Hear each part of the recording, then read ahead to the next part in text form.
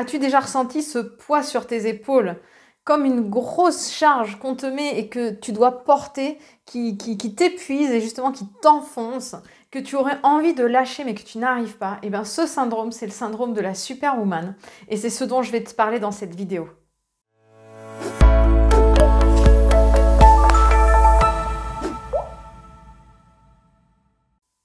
Bonjour à toutes et à tous et bienvenue dans cette vidéo. Je m'appelle Aude Froger, je suis coach experte en épanouissement personnel et reconnexion à soi.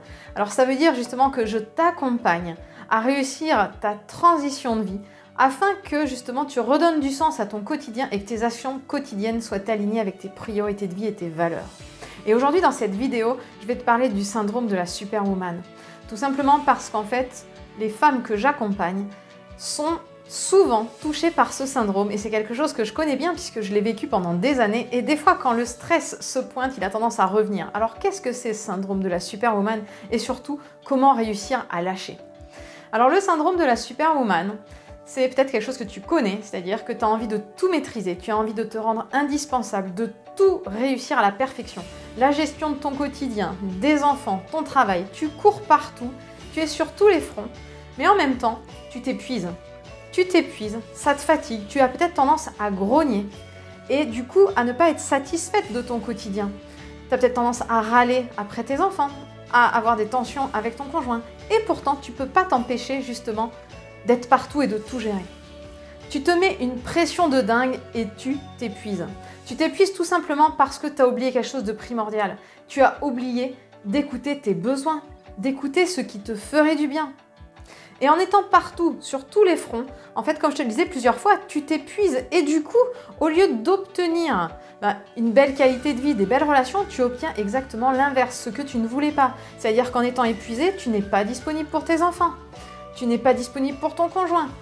Tu es de mauvaise humeur, ronchon. Et du coup, tu obtiens exactement ce que tu veux pas. Et ça t'arrive même peut-être de culpabiliser, de te dire que tu n'en fais pas assez, que tu n'es pas à la hauteur, que tu grognes alors que tu devrais faire différemment parce que tu as les outils pour faire différemment. Mais tu n'es pas en condition de le faire. Et c'est vraiment important que tu comprennes ça parce que c'est la clé. Tu as beau avoir les outils, tu as beau savoir comment faire, tu n'es pas en condition de le faire. Tu n'es pas en condition de le faire tout simplement parce que, comme je te le disais tout à l'heure, tu as oublié le plus important qui est d'abord de prendre soin de toi pour pouvoir être disponible pour les autres. Et rassure-toi parce que cette erreur, c'est quelque chose que beaucoup de femmes font. Parce qu'on a tendance à croire, et c'est une erreur, que penser à soi en premier, c'est égoïste. Or, penser à soi en premier, c'est le contraire de l'égoïsme, parce que si tu penses à toi en premier, que tu t'es fait plaisir, que tu as rempli ton verre, comme on dit, tu as rempli ton verre d'eau, et bien une fois que ton verre est rempli d'eau et qu'il déborde, et bien tu peux distribuer de l'eau aux autres. Alors que quand ton verre il est à sec, comment tu fais pour distribuer quelque chose que tu n'as pas? Donc c'est vraiment important que tu prennes conscience que pour pouvoir justement être disponible pour les autres et avoir la vie qui te fait vibrer, dont tu as envie, des relations apaisées, un équilibre vie pro, vie perso, du temps pour toi, la première chose, c'est d'être bienveillante avec toi et de prendre soin de toi. Alors ça ne se fait pas d'un coup de baguette magique, parce que tu es habitué à fonctionner comme ça. Et c'est pour ça qu'il va falloir que tu fasses étape par étape, comme si tu visualisais un escalier avec des marches. Ton objectif, il est d'atteindre le haut de l'escalier, sauf qu'aujourd'hui, tu es en bas. Donc monte la marche 1 et pour ça, je t'invite à développer la bienveillance envers toi. C'est-à-dire déjà accepter que tu fais de ton mieux, que tu es humaine et que Superwoman, elle n'existe que dans les comics. Donc arrête de vouloir être Superwoman.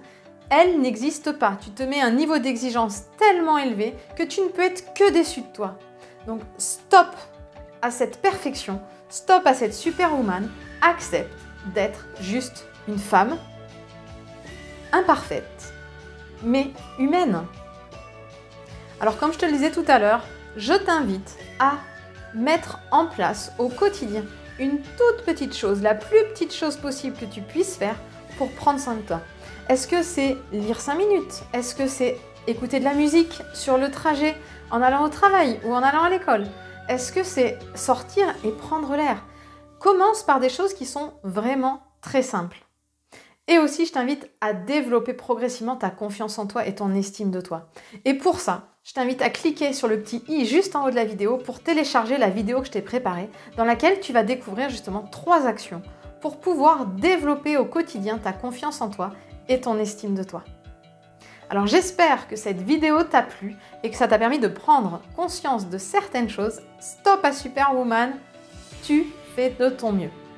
Et si tu sens que c'est compliqué parce que ces schémas ils sont installés depuis longtemps et que tu as besoin justement d'être accompagné pour pouvoir justement dépasser ça et être plus sereine et apaisée, je t'invite à cliquer sur le petit i juste en haut de la vidéo parce que tu pourras accéder à une session téléphonique avec moi pour qu'on puisse faire un point sur ta situation et que je vois comment je peux t'aider justement à transformer ça.